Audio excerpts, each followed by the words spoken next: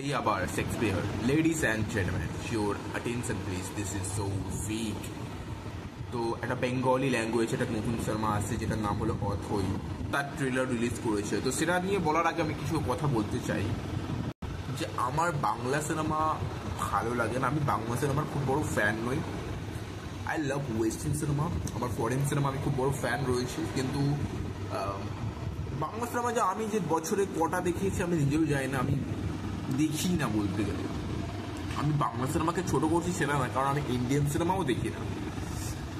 একদম আমার মাথা মতিগতি সব ওয়েস্টার্নের দিকে চলে গিয়েছে, সেটা আমার ব্যক্তিগত ব্যাপার, আমার মনে ভালো লাগতে পারে। আর কথায় আসি, এই অথয়ের ট্রেলার আমি যেটা দেখলাম, এটা আপনারা জানেন তো শেক্সপিয়ার থেকে সিনেমাটা একটা অ্যাডাপ্টেশন। তো এইটা যেভাবে আমার মনে হচ্ছে এটা কিন্তু একটা গ্রেট অ্যাডাপ্টেশন হলে হতে পারে, কারণ এখানে পারফরমেন্সগুলো কিন্তু দুর্ধর্ষ রয়েছে। এখানে অনির্বাণ ভট্টাচার্য এবং সোহিনী সরকার এবং এই যে সিনেমা ডিরেক্টর অর্ণ বলে একজন পরিচালক, যে হইচই আনলিমিটেডে আমরা দেখেছিলাম, আমি দেখিনি, আমার একটা বন্ধু বলেছে। তো এই সিনেমাটা মনে হয় যে একটা ভালো একটা যে আর্টিস্টিক একটা সিনেমা হয় না, যেটা বলা হয় art cinema, proper art cinema. তো এটা মনে হয় সেটা রয়েছে। এটা কিন্তু কোনো প্যারালাল সিনেমা নয়, বা এটা কোনো যে নামটা কি কমার্শিয়াল সিনেমা এটা বললে চলে না। এটা পুরোপুরি জাস্ট আর্ট সিনেমা, এটার মধ্যে কোনো কমার্শিয়ালনেস নেই, এটা পুরো রিয়েলিস্টিক সিনেমা।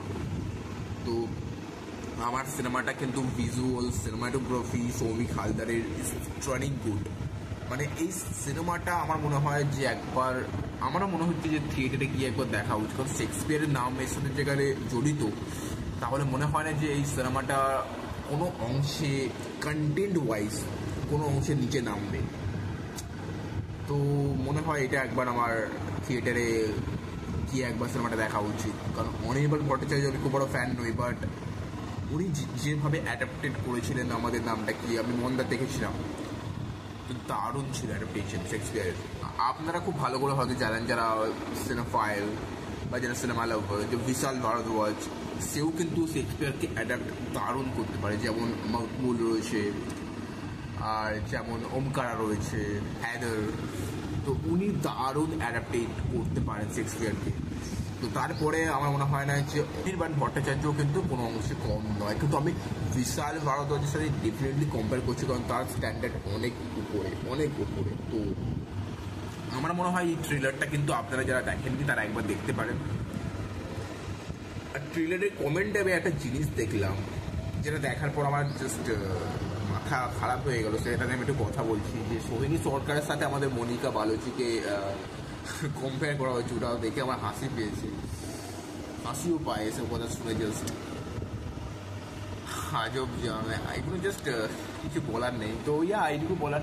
আমি ট্রেলার নিয়ে বেশি ডিপে যাবো না অ্যাকচুয়ালি। ট্রেলারটা কেমন হয়েছে, ভালো হয়েছে সেটা আপনারা দেখেন। আমি এবার ট্রেলার নিয়ে গল্প সম্পর্কে আমি তেমন কিছু আভাস পাইনি। এই সিনেমাটা একটা ওয়েল মেড সিনেমা হবে, এটা গ্যারেন্টি, এতে কোনো সন্দেহ নেই। এবং I really excite for this film. তো যদি ভিডিও ভালো লাগে, লাইক শেয়ার অ্যান্ড সাবস্ক্রাইব করতে ভুলবেন না। আর দেখা হচ্ছে নেক্সট ভিডিওতে। So bye guys. যদি সিনেমা লাভ হয়ে থাকেন তো প্লিজ সাবস্ক্রাইব করবেন না।